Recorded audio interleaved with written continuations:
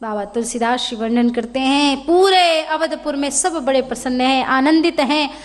माँ कौशल्या ने सोचा मेरी बहू आई है, क्या दूं? तो कहा बहू, सब हर सास बहू के आते ही अपनी तिजोरी की चाबियां और ये सब संभालने के लिए देती हैं, मैं तुम्हें रघुवंश की मर्यादा देती हूँ, इस कुल की मर्यादा को संभाल के रखना। रघुवंश में हमारे सम्मान संस्कृति से बढ़ के कुछ भी नहीं है, अपने सम्मान को सदैव बरकरार रखना। माँ सुमित्रा ने कहा मैं क्या दूं?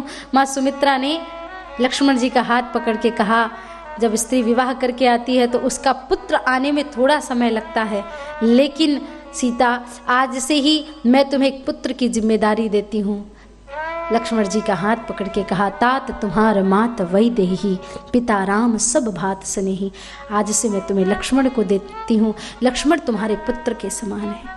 जानकी जी ने देखा माँ कैकेयी पास में आई, एक सुंदर सा चाबियों का गुच्छा था, वो दिया और कहा, सीता बहुत पहले की बात है, मैंने स्वप्न में एक महल देखा। माता कैकेयी ने कहा, इस प्रसंग को ध्यान से इसलिए भी सुनिएगा क्योंकि जो लोग माता कैकेयी को वंदनीया कहते हैं, निंदनीया कहते हैं, उन्हें समझ में आए कि माता कैकेयी वंदनीया कैसे, वो निंदनीय पात्र नहीं है, ये हमने बना दिया है। लेकिन अगर कैकेयी को आप पढ़ेंगे, सिर्फ कैकेयी को पढ़ेंगे, तो आपको समझ में आएगा कैकेयी कितनी वंदनीय। माँ कैकेयी ने कहा, सीता मैंने एक दिन स्वप्न देखा, स्वप्न में एक महल दिखा। माता कैकेयी ने दशरथ जी से जाके कहा, स्वामी मैंने स्वप्न में एक महल देखा, मुझे वैसा का वैसा महल चाहिए। महाराज दशरथ ने कहा, देवी मुझे कैसे पता चलेगा कि वो महल आपने स्वप्न में देखा वो कैसा है?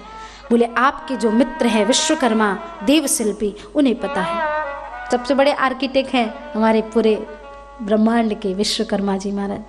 कहा कि वो जानते हैं, विश्वकर्मा जी ने वैसा का वैसा महल बना करके महाराज दशरथ को दिया, जिसका नाम हुआ कनक भवन। महारानी कैकेयी को कभी इच्छा नहीं हुई कि अपना महल छोड़ करके कनक भवन में जाएं। वो चाहती थी कि वो सदैव माँ कौशल्या और सुमित्रा जी के साथ मिलकर के रहें।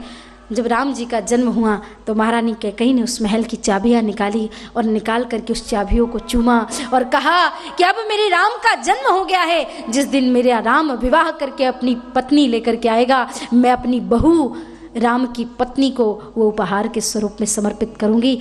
अपने पुत्र यानी भरत जी की पत्नी मांडवी को नहीं दिया उपहार में, बल्कि माँ सीता को उपहार के स्वरूप में अपना सबसे प्रिय कनक भवन माँ कैकेयी ने समर्पित कर दिया। ये प्रेम है। समय बीतने लगा। बाबा तुलसीदास जी कहते हैं, जब से राम ब्याही घर आए, जब से राम ब्याही घर आए, जब तेरा ब्याही घर आए,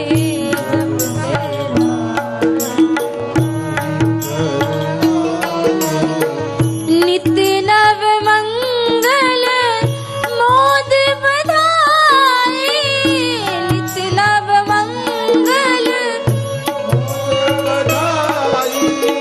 नित नव मंगल मोद बधाई, नित नव मंगल। जब तेरा ब्याही घर आए, जब तेरा जब तेरा ब्याही घर आए,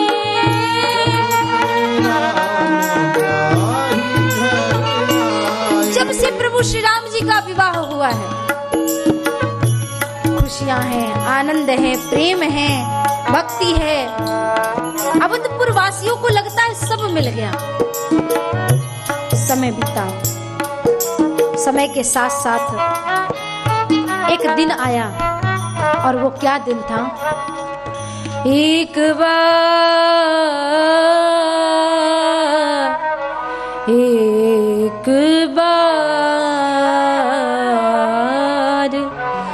सब सहित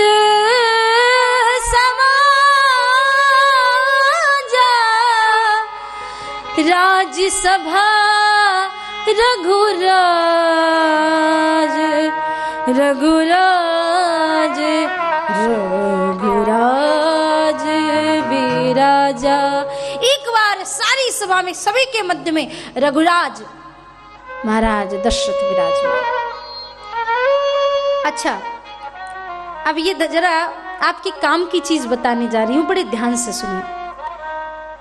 ग्रस्त जीवन में ये मोड़ आते हैं तो ग्रस्त जीवन को कैसे चलाना चाहिए। एक बार सब सहित समाजा, राजसभा रघुराज विराजा। बड़ी सभा में रघुराज महाराज दशरथ बैठे हैं और उसी समय महाराज दशरथ जी का मुकुट टेढ़ा हो गया। मुकुट टेढ़ा हुआ तो मुकुट को सीधा करने के लिए महाराज दशरथ ने आईना मंगाया। आईना देखा, पर आईना देखना बुरी बात नहीं है, पर पब्लिकली जब हम एक सभा में बैठे हों, किसी मंच का संचालन कर रहे हों और उस समय श्रृंगार की बातों पे ध्यान देना शायद मर्यादा के अनुकूल नहीं होता, इटिकेट्स में नहीं आता। तो महाराज मैं आपको बहुत इजी करके समझा देती कि मैं इस मंच पे बैठी हूँ और मंच पे बैठे बैठे मैं आईना मंगाऊँ और मैं थोड़े अपने बाल संवारने लगूँ, थोड़ा मेकअप करने लगूँ, तो कैसा रहेगा। ये मर्यादा के विरुद्ध चीज़ें हैं।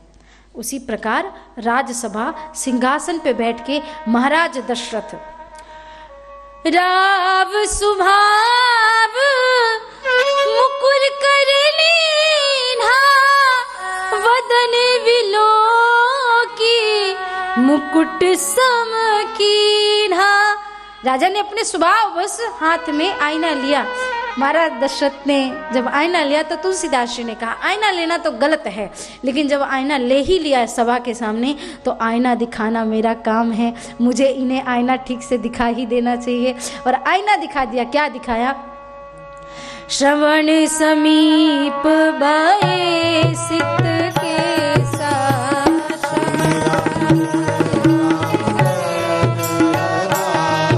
ओ श्रवण समीप भये सित के साथ,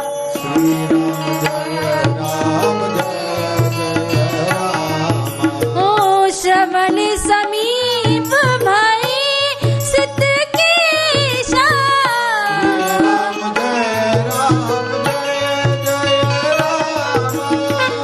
मनहु जठर पन अस उपदेशा,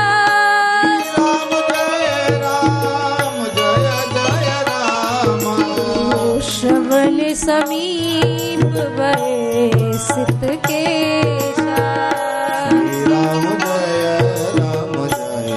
जय राम।